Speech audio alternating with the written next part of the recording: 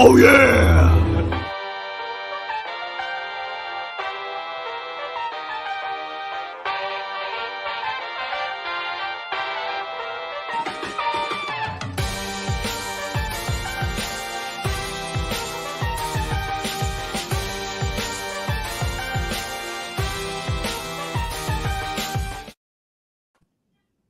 Welcome to Fish Stripes Live. I'm your new host, Adam Akbani, and today I am here with esteemed veterans Noah Berger and Eli Sussman.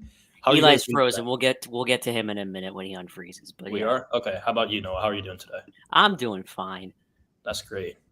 I love how you're doing. I love that. Eli, we'll get back to him in a second when he hops on here. But just to kind of get an idea what we're going to talk about today, kind of want to talk about the previous series first. Later, we're going to talk about the upcoming series against the Dodgers.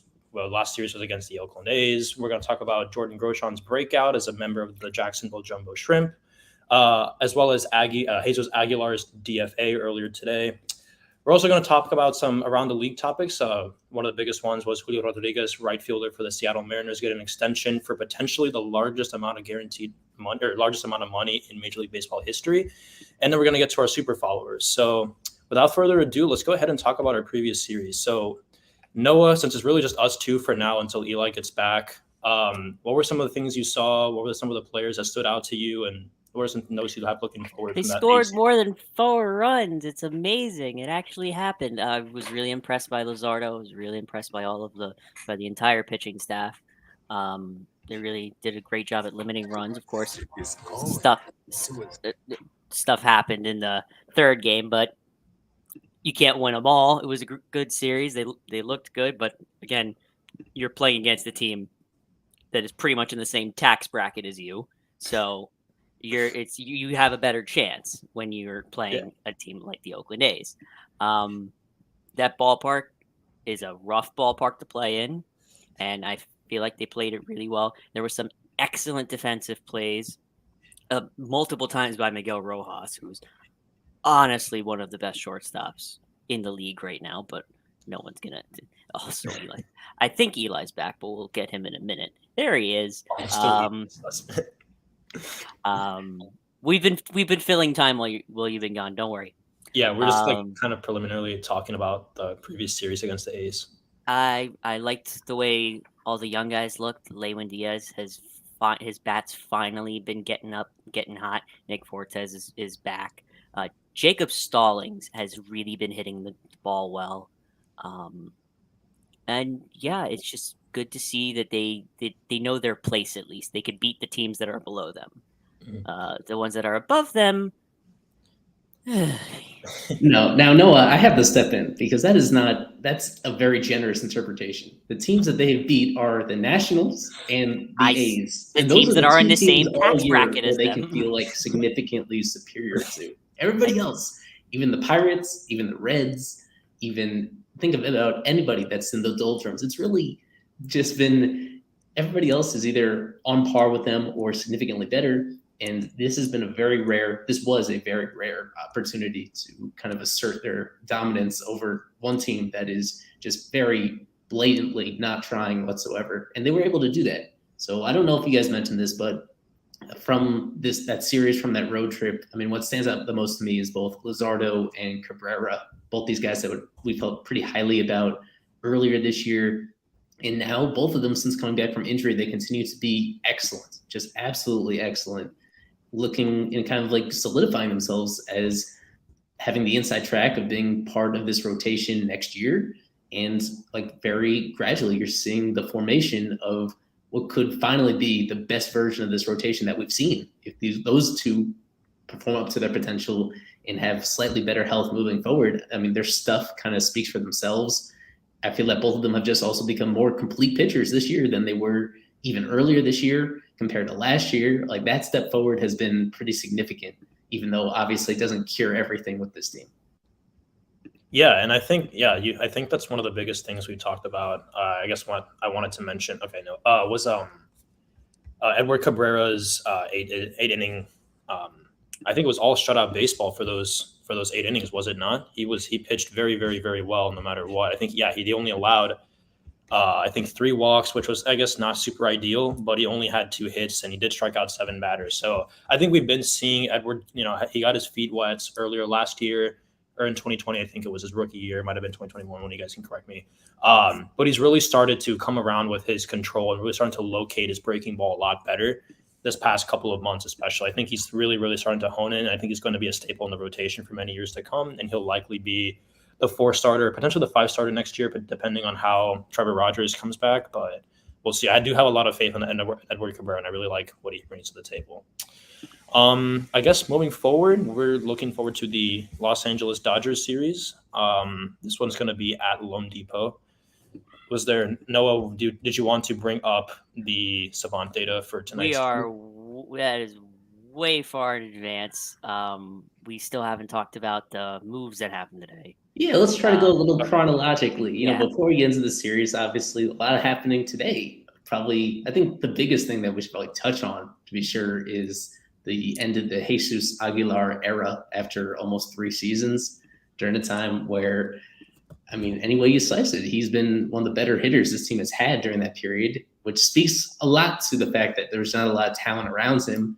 But for what they got him from, to pick him up basically off the scrap heap 3 years ago, and to have him be one of the key contributors to their lineup, both on and off the field the last few years, I think there's a lot of mixed feelings out there, even from somebody like me that felt this was an overdue decision to get rid of him.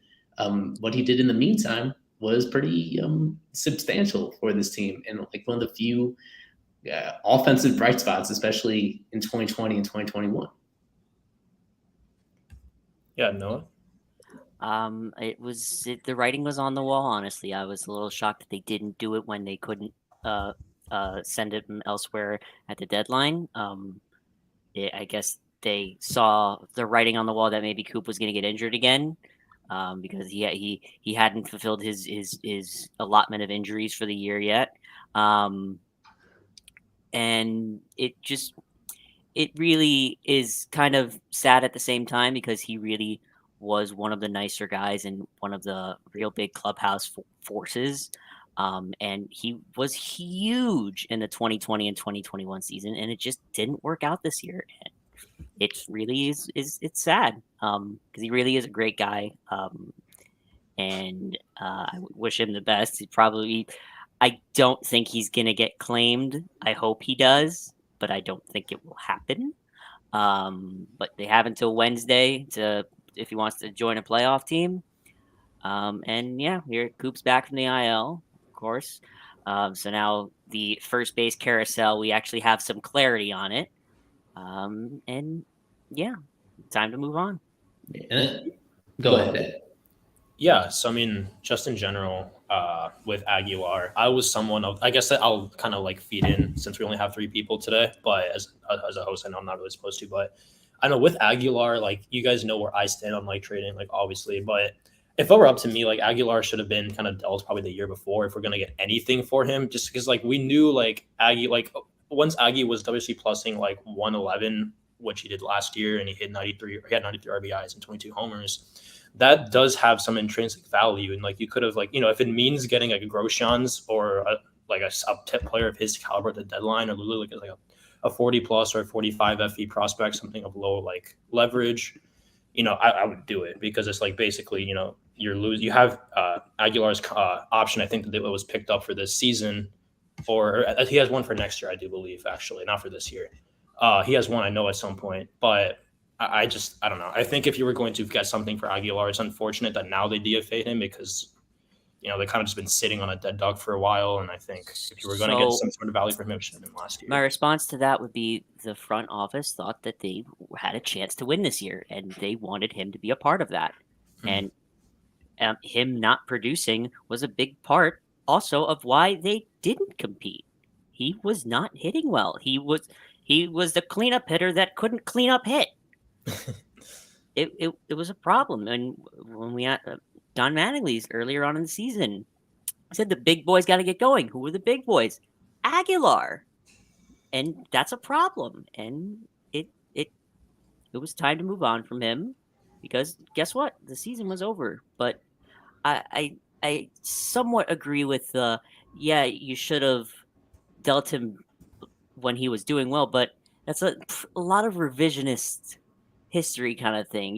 You're playing results there when nobody could have predicted the slew of injuries that happened in the middle of this season, one, and two, that all three of Avi Garcia, Jorge Soler, and Jesus Aguilar would forget how to hit with runners in scoring position all of a sudden. Yeah, I just for me, like I was just speaking from the standpoint of like he was at like I think it was like a year 4.5 or 5.5, and he doesn't have much team control left. And then like like in 2021, I was thinking the similar thing, but like it is kind of Was revisionist he arbitration? to say, but He was arbitration this year. he was arbitration, but it doesn't have much team control left. Was my point. Right. This was his final year of club control. They gave him what is a mutual option for next year, which is kind of just a sign of good faith from two sides that they like each other, because those things never get picked up. If the player overperforms, and they're going to decline their side and become a free agent. And if the team doesn't get what they want, they're going to have a situation like this where they might not even make it through the year, despite having that option in place.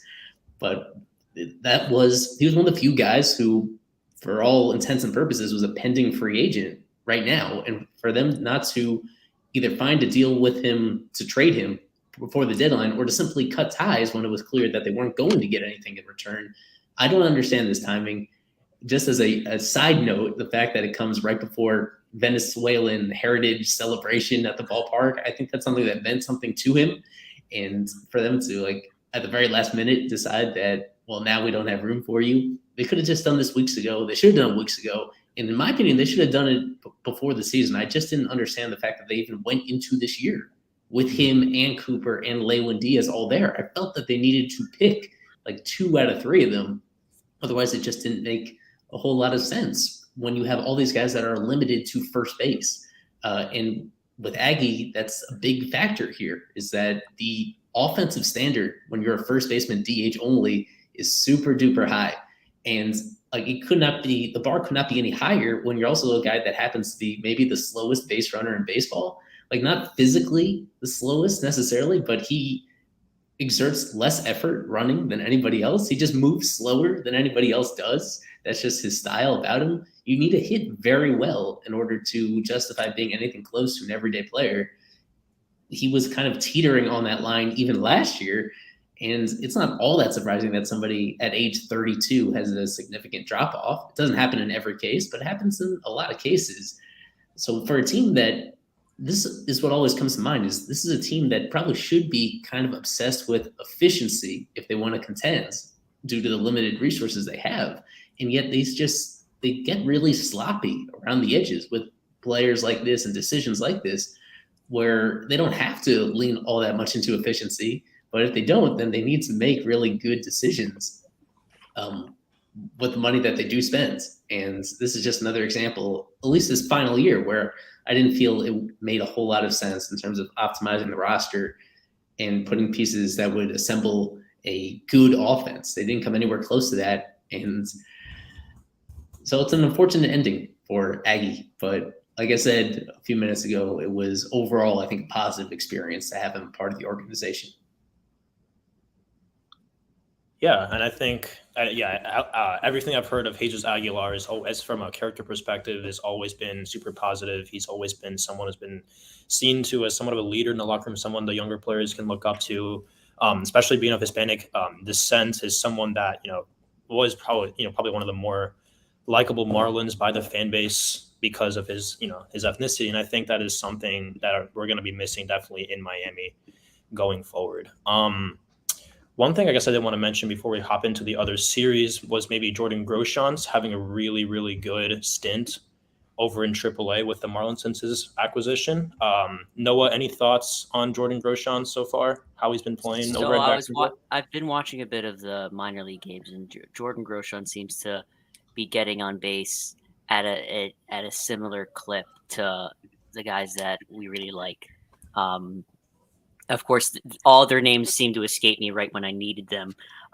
So that's a problem. But I really encouraged from what I see from him, and I kind of personally need him to pan out because he cost me Bass and Pop, and that I took that personally. Yeah, he's looking good.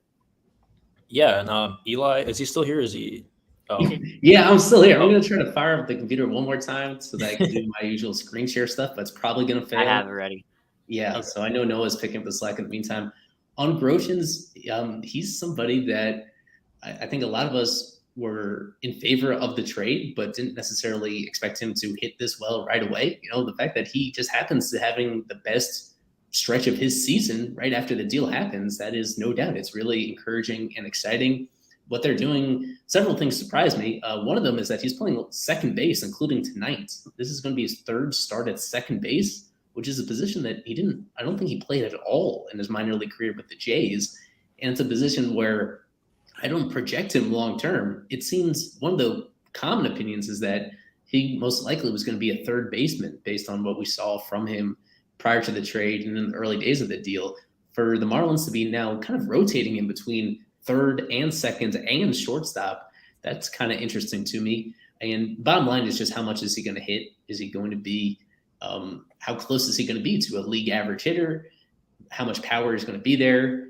And I think it's still time to tell as to how much over the fence power he's going to have. And I think but it's good that we're having a conversation about potentially calling him up in September and where he fits in that standpoint.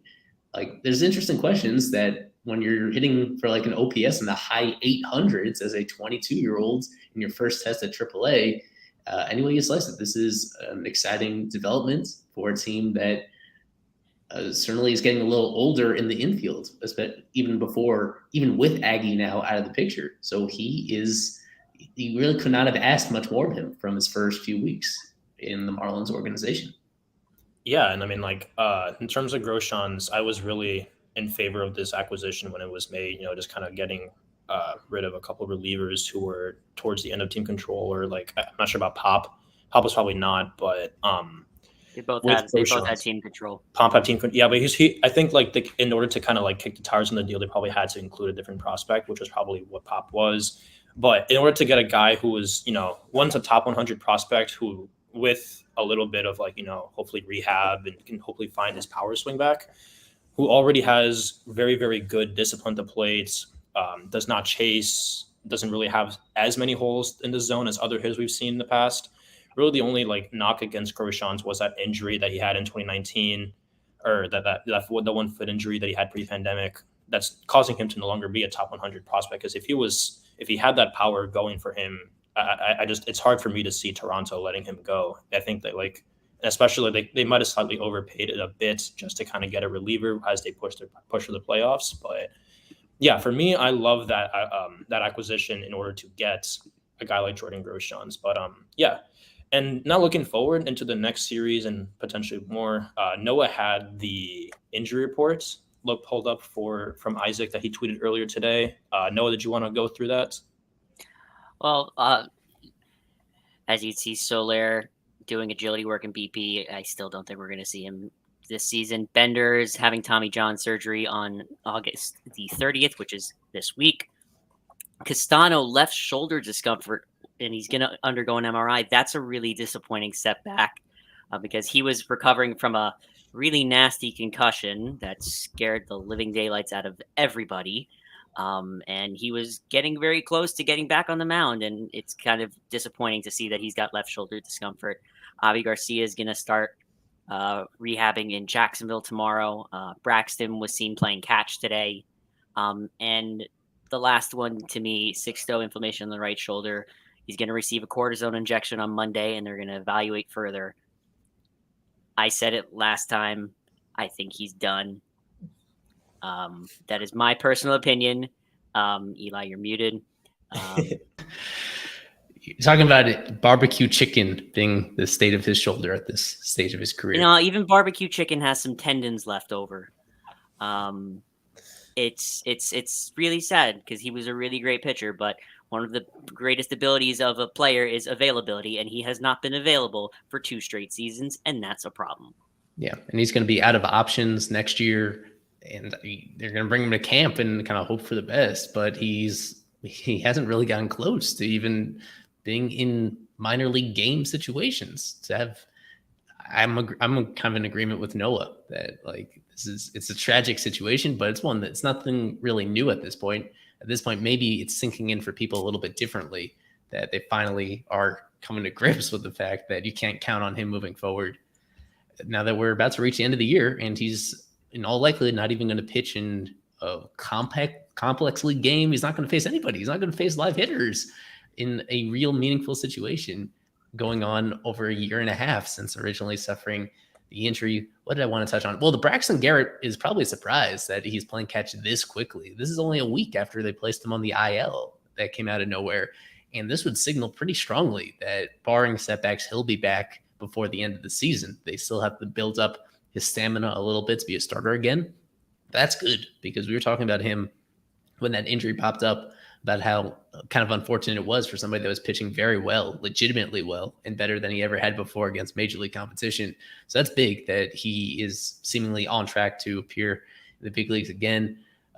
With Avi, I think your prediction about him making it back for his bobblehead day was a little bit off. It's tomorrow. He's not gonna make it. They can ship him one. They can ship him one. They'll leave one in his locker as a tribute. He'll make it back to minor league play for his bobblehead day. Right. And I think that was a factor in why they felt they had no choice but to cut ties with Aggie, is that it's apparent that Avi is going to be back very soon and he's going to need playing time as well. At the end of the day, money talks pretty loudly. And if they don't have anything really committed to Aggie beyond this year, and they have all the money committed to Garcia beyond this year, then they're going to play Garcia substantially down the stretch. Pray that he shows some signs of being the guy they thought they were getting heading into the offseason, so he takes some momentum into there. And the way that it works is that if he takes up time in right field, then that pushes Gerard out of there more so than he could be playing right now, or the same thing with Burdick. And just everybody that's in the corner outfield DH mix is impacted by Garcia returning in what should be just a matter of days. And as a result, somebody has to get squeezed out. And that's just another reason why I think they ultimately had to break up with Aggie, even if as much as they felt he meant for them in the clubhouse and how much he contributed in the past. Yeah. And for me, with the whole, I guess, with the injury report, seeing with Sixto, I still personally believe he can be an effective reliever at some point in his career, just because I've seen, and there are different nuances, but I've seen guys like Alex Reyes come back and still have some sort of impact in his major league career. I still believe that Sixto has the stuff. I mean, he throws very hard. Obviously, he's not going to be throwing 100 like he used to anymore, but I still believe in Sixto Sanchez to have somewhat of a reason to still have some sort of possibility to be a decent pitcher in the major leagues. I just don't see it happening as a starter.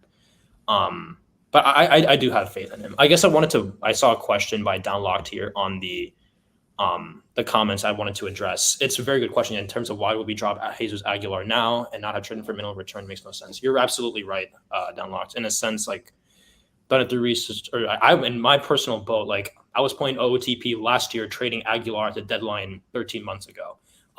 So it's for me, like, I'm just looking at guys like this, and you see different rebuilds with different franchises in the past who've been very successful, especially with Houston is the one I want to mention. I talked about this in my debut article where we talked about they traded everyone in 2010, 2011, 2012, 13, 14 who had a sliver of any value to them.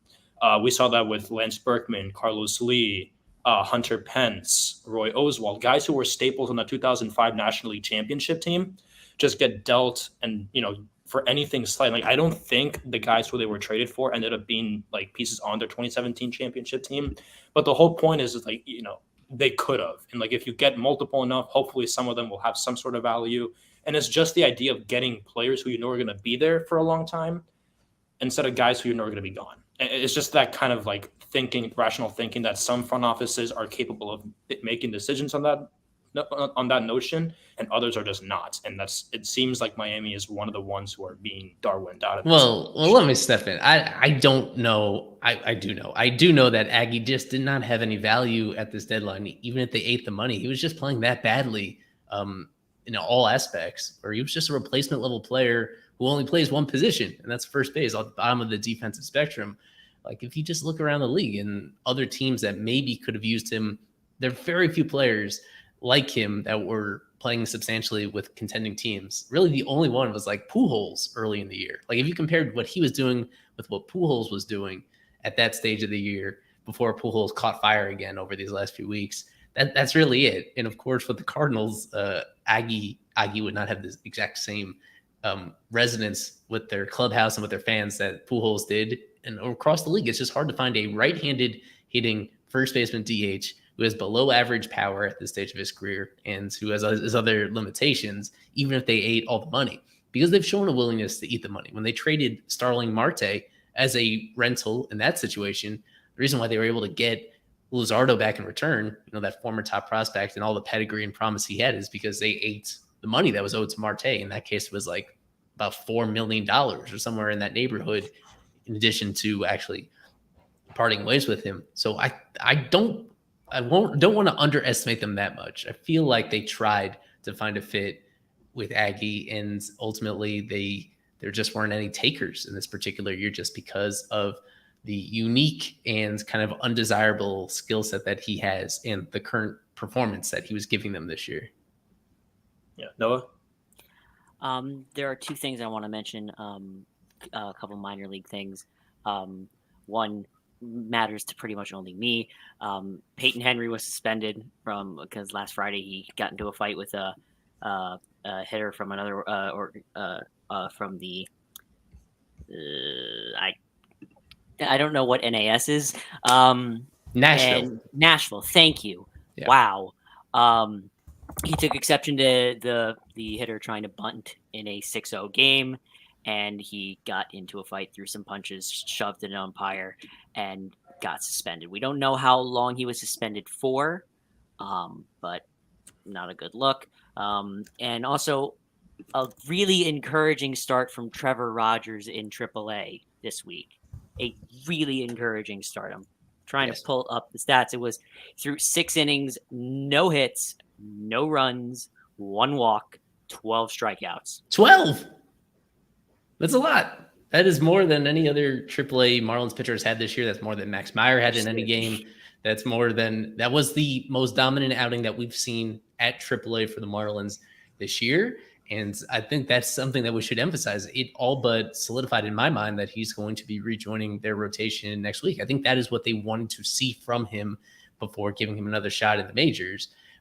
That's obviously not going to translate directly to the majors. I don't think it drastically changes the expectations that we should have for him compared to what we saw earlier this year. But he was in this limbo where they called it an injury rehab, and it was really more of like a mental rehab and just trying to have him get back into a state of mind where he felt confident again. And you couldn't do anything more to boost your confidence than having that kind of outing. This is my prediction. I won't firmly report this, but it's my prediction that this vacant part of the rotation that's pitching tonight, when it comes up again on Wednesday, that should be Trevor taking that spot.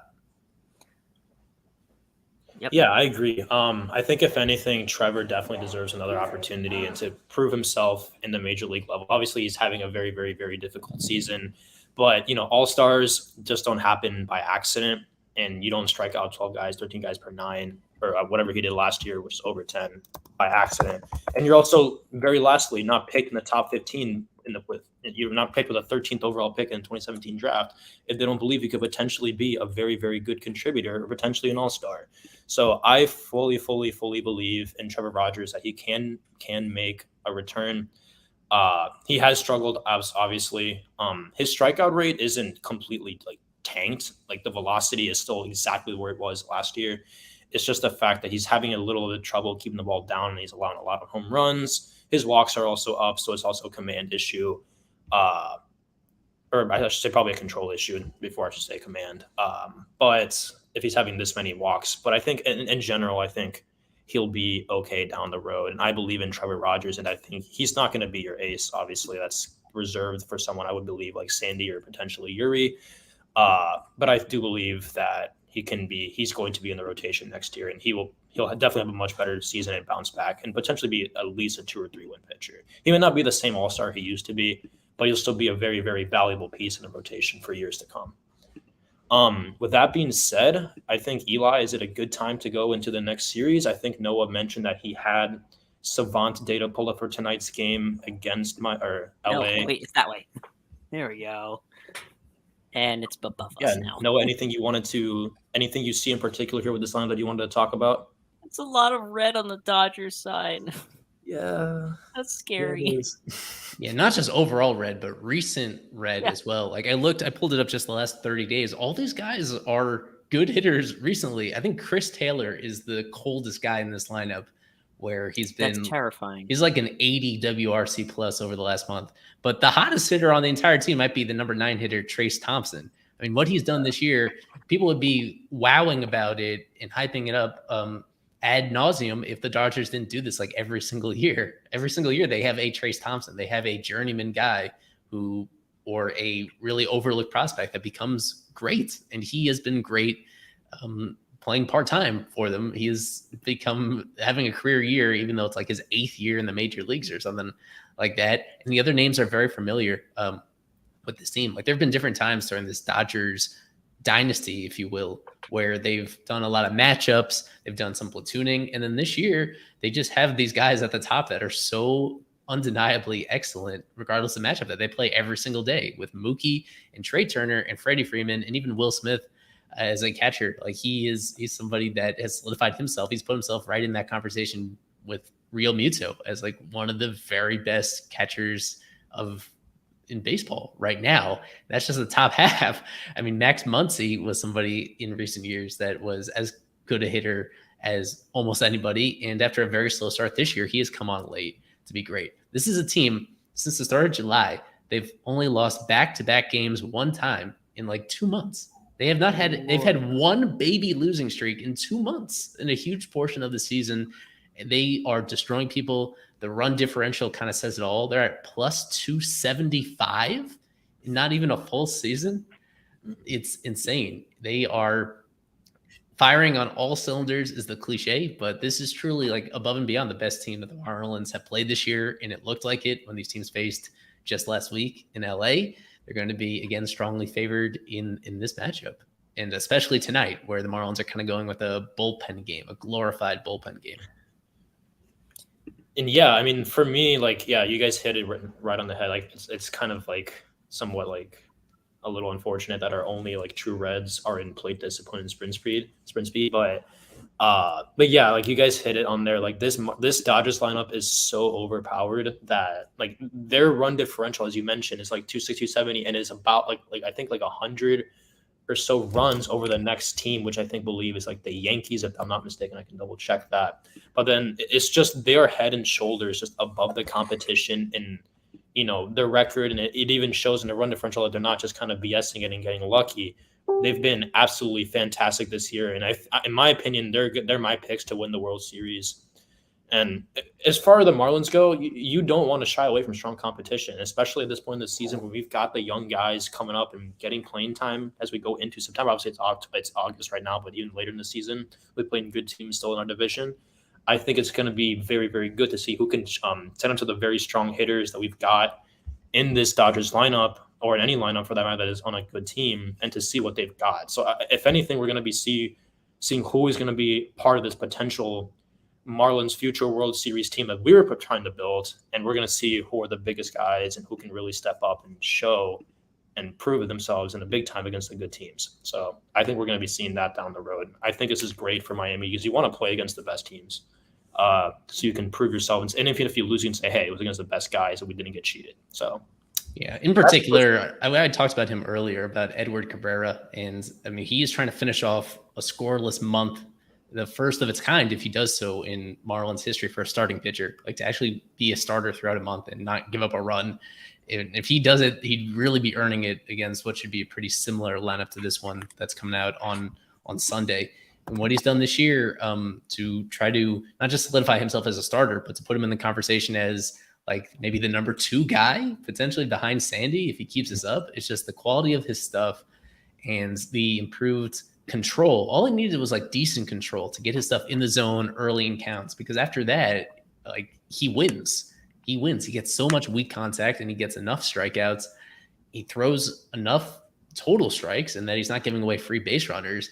And his last start against the A's, what stood out was the efficiency to get through 8 innings and to do it efficiently enough that Like, it was a conversation as to whether to put him in the 9th. I didn't think he would reach that point. Like, that is the one aspect that has exceeded my expectations about Edward, is that he has that ability to work deep into games. And so I'm excited to see what he does with the Dodgers. I don't think it's going to be another scoreless outing. I don't want to underestimate him too much just based on what he's done recently.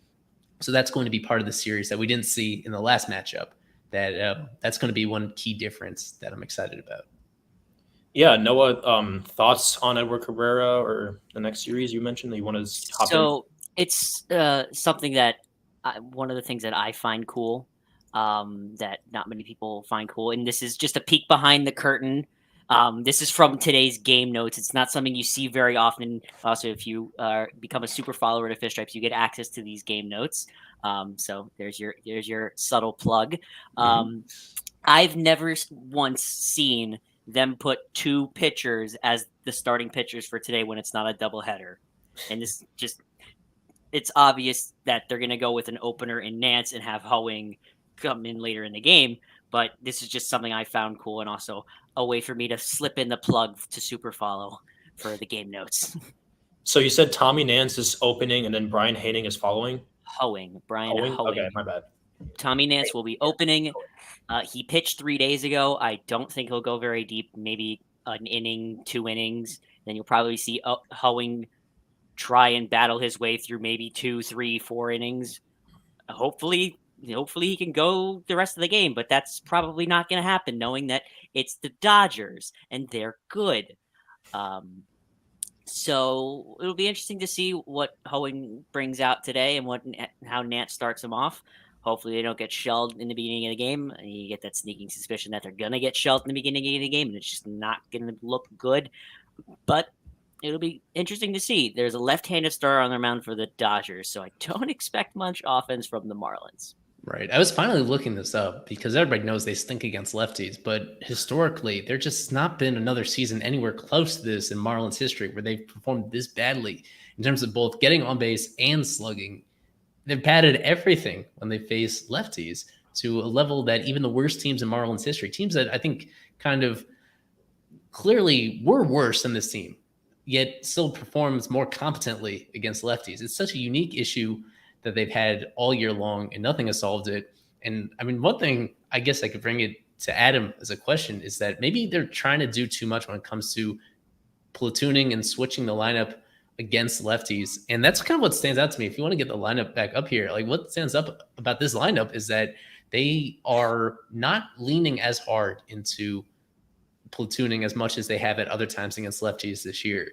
Like we've seen Joey Wendell usually sit against lefties. We've seen pulled up the wrong screen, but that one's fine. Yeah, we've seen other times where they've gone with all righty lineups, even when some of those players just clearly weren't useful, regardless of matchup. And in this case, the fact that Blade is in there and Wendell is in there in this particular game, I mean, that on its own, I feel like they were trying too hard to like optimize these matchups instead of just trying to play their best players and get good results. They could not have been doing any worse than they have been doing this season against lefties. And now finally, more than 3/4 of the way through the year, this is kind of a rare example of them being a little bit more flexible with their thinking. So it's difficult. It's always a tricky balance, right? Between trying to play your optimal matchups versus just simply winging it and simply going with the guys that you think overall have the talent to have those critical walks, those critical extra base hits, the ones that they haven't been getting all year. And so let's see how this goes. It's a little bit different than lineups they've used for most of this year against lefties. One thing I will point out, now that I am on this screen, I'm a very big fan of small sample sizes. So if you want to see how the Marlins have faced against Tyler Anderson, you got some good averages in there. Small sample sizes, of course, but there's some good averages in there. Brian Anderson has a couple of hits. Yeah, it doesn't look good. I'm trying to be optimistic. Try to be optimistic here. It's getting rough. The Dodgers had even less experience against Tommy Nance. That is because he's a reliever. I know, yeah, but still. But yeah, like I think this is going to be a definitely difficult series. It's not going to be easy, as we all know. But in terms of Eddie really making like a huge like improvement in terms of his secondary pitch package after 29 or coming into 2019 now. It's completely like changed his profile. I remember like looking into reading about Eddie. He was probably he was starting, but I was really looking him as a potential relief only prospect just because I wasn't buying his like command control package until he really starting like because it was a command control package that wasn't command control because he wasn't even striking guys out. But that's the whole like idea. But now that he's striking guys out a lot more, it's kind of like allowing for that walk and that like that lack of like, you know, ability to locate pitches super well to kind of like allay and allow for it to happen. But now he's even improving on that part while still K'ing guys at a very high rate. So you're looking at this guy potentially being an all-star. Like I really, really like what Edward Cabrera brings to the table. And as long as he limits those walks, because if some of those walks will eventually turn into strikeouts and he'll be doing potentially 11-3 with hopefully under a home run per game, that's a very, very, very good starting pitcher. Not just a guy who's going to be a staple in the rotation, but a potential all-star. And I think Edward is that guy. And this is not the only time we've said this for several Miami Marlins prospects and their arms coming up. I don't quite see him, Eli, as you said, as at number 2, just because I think Yuri and Sandy are something completely different. If anything, like I think Yuri is probably the future ace of this team. And I've said that before. I've been on record. But even with Sandy, who potentially could be your Cy Young this year, with Edward there and other guys, I really do think he's going to be a very, very good pitcher. And even talking about him as not even like the 2 or the 3, but I'm still talking about him as an all-star, just shows how freaking deep this potential rotation could be. And I love what we've got going on here from the pitching perspective. It's just so amazing that it's like a complete dichotomy and antithesis on the hitting side.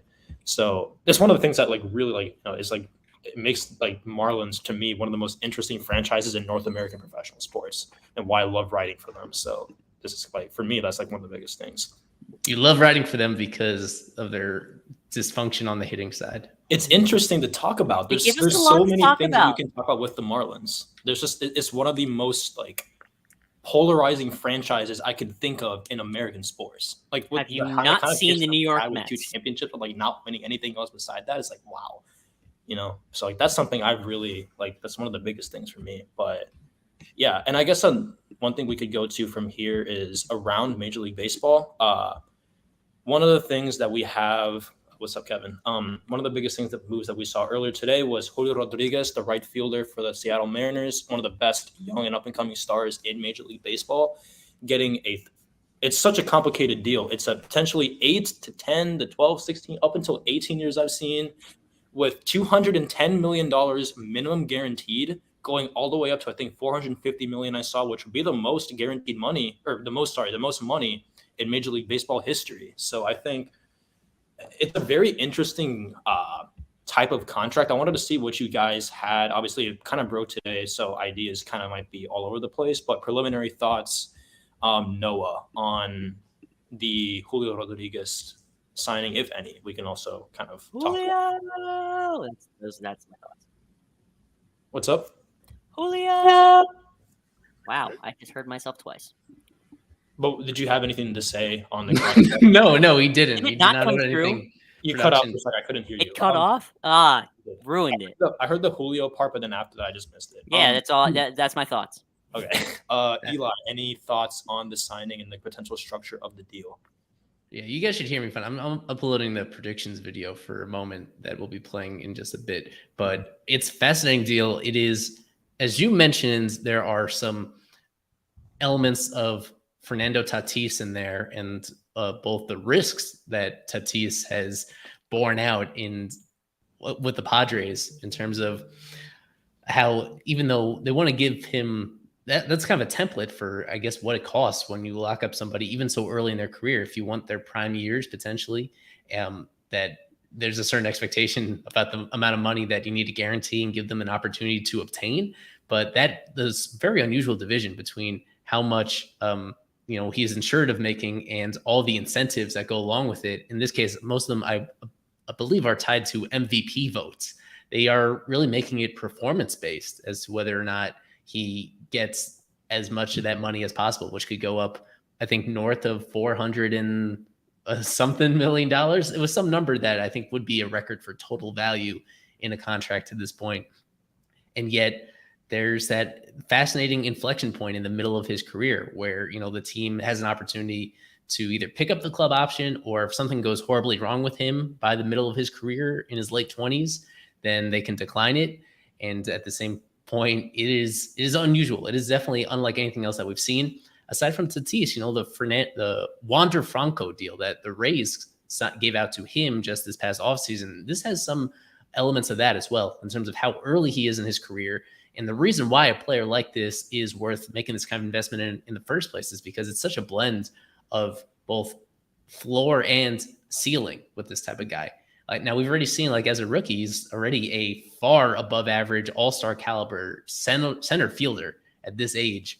And naturally you would expect him to get even better than that. He also just does a lot of things well in terms of being a disciplined hitter, his batted ball quality, and his defense.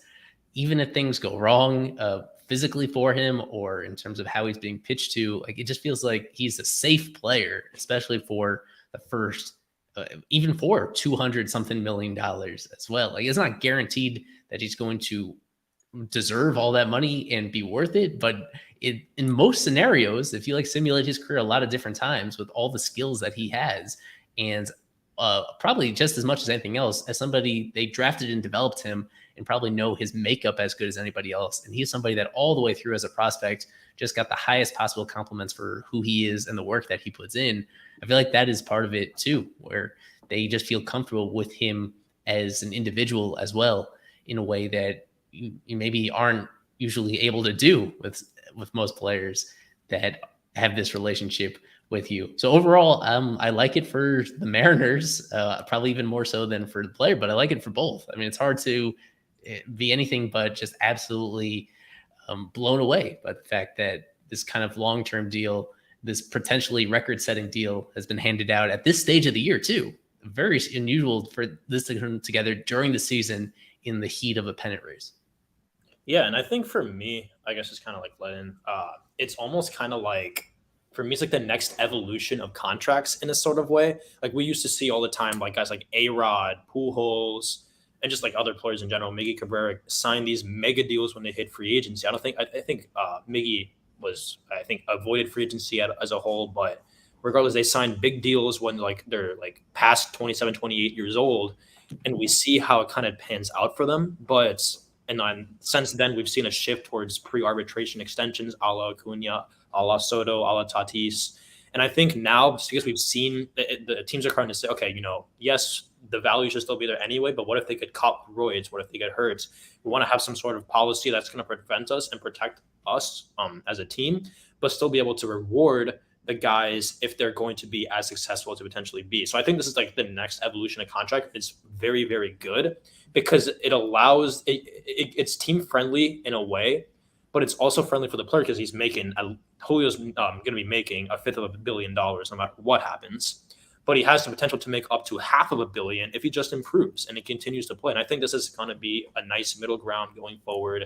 And I really, really, really think this is a fantastic deal for both sides, and especially with Julio getting to rise and being in a really good ground and have the potential to make the most money in Major League Baseball history. I feel like at some point that's obviously for sure that contract's going to be surpassed very, very soon in the next few years by somebody else. But so what you're saying is Luke Williams for 14 years. Luke Williams for 14 years, $750 million. I agree. Julio's contract versus Wander's contract, they're very similar. And I think Eli mentioned that, except for Wander's deal does not have the potential. I don't think it has the incentive base that it does. No, I'm agreeing with you. You're right. Okay, it does not that Julio's does. It's kind of like the in-between Julio, Julio's contract is in between Wander's and Fernando Tatis's, where Tatis kind of showed out and had an MVP caliber year, so that pushed his value all the way up. Tatis had yet to, Franco had yet to show that, at least when he signed the extension pre-2022. He still played very well last year. The same thing with Julio, and I think he's going to be a very good player long term. We mentioned here in the comments before I get to the predictions, I know we got 10 minutes left in the sense that we kind of started later. Jazz should be next. I know we've talked about some of the plate of discipline issues and the injury issues, but regardless, I think like it's still worth kicking the tires and trying out a deal just because he's such a polarizing player and he's such a like if it's not for like if he's not going to be a future all-star, it won't matter if you give him the money because he's still it's going to be you're buying out the rest of his team control and he's still going to be a valuable player. And I think it's worth kicking the tires on your franchise offensive cornerstone, at least from your lineup 1 through 9 perspective. So yeah, I spoke with Jazz entering the year about an extension. This was in the aftermath of the Wander deal as well. I brought it up to him. I told him, more and more often you see these guys pre-arbitration eligible getting lifetime security or multiple lifetimes of security. You no longer even have to wait that deep into your career.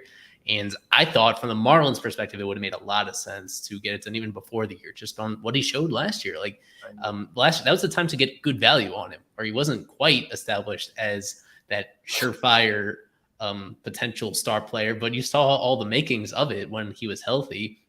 And based on where he is on the aging curve, all the tools he has, and the way that he's somebody that like this is what generally like smart teams do is that they lock up these guys before they are surefire established, because once they are, then it's kind of too late at that point, at least for the Marlins by how they want to spend.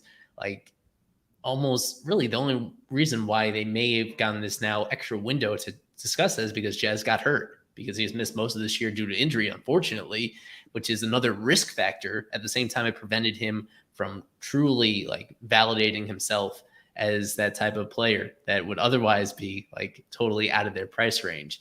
So they still have a window to talk about that. I think that should be a big priority for them entering the offseason. And once he gets healthy, I mean, that is still a question, is so hopefully he enters this offseason in full health, and that they can have him as that same exciting announcement that the Mariners were able to make that the Marlins can make with Jazz. Yeah.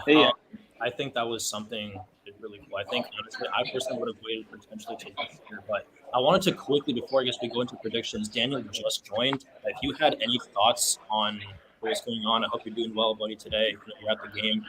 Any thoughts? We're talking about the Julio Rodriguez suspension that happened earlier today and potentially happened with Jazz. Any thoughts you had on that? Anything you wanted to add on, Daniel, as you come in? I think the Mariners got a great contract there.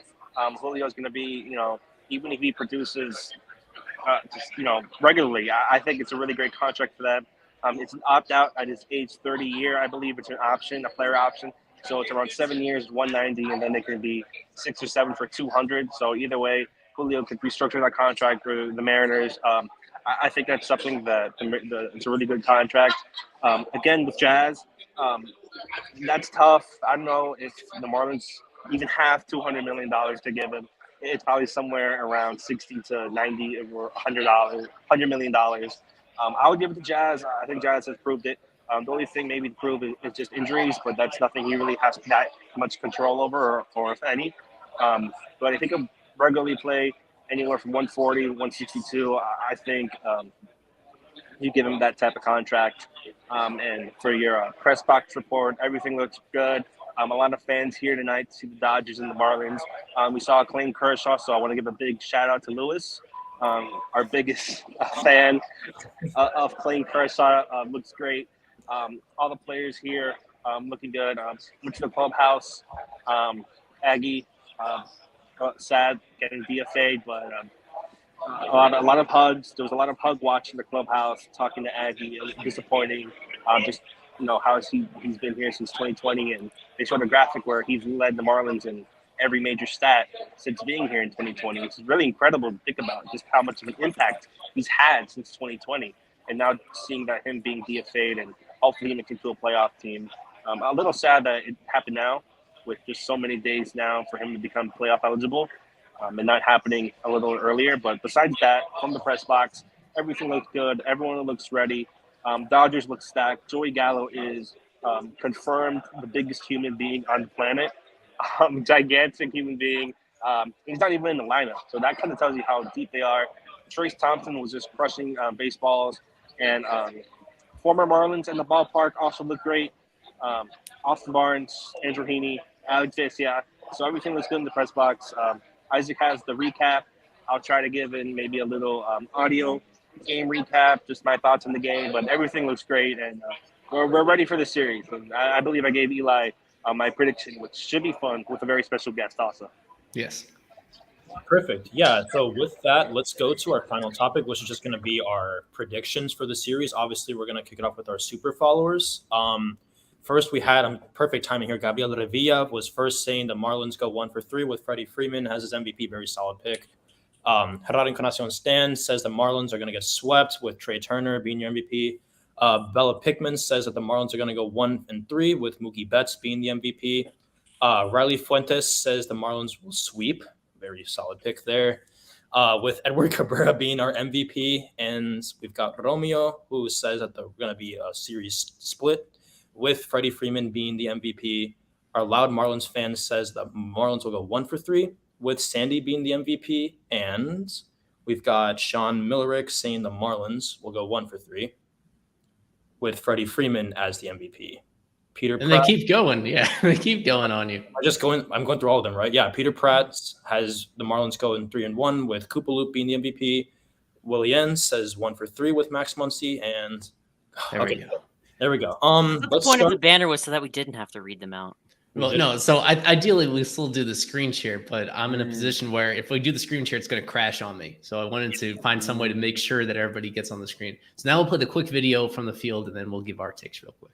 Hi, this is the series prediction for the Miami Marlins versus the Los Angeles Dodgers. My series prediction, I have the Marlins losing 3 out of the 4. Dodgers taking 3, and my MVP, I'm going to go Freddie Freeman.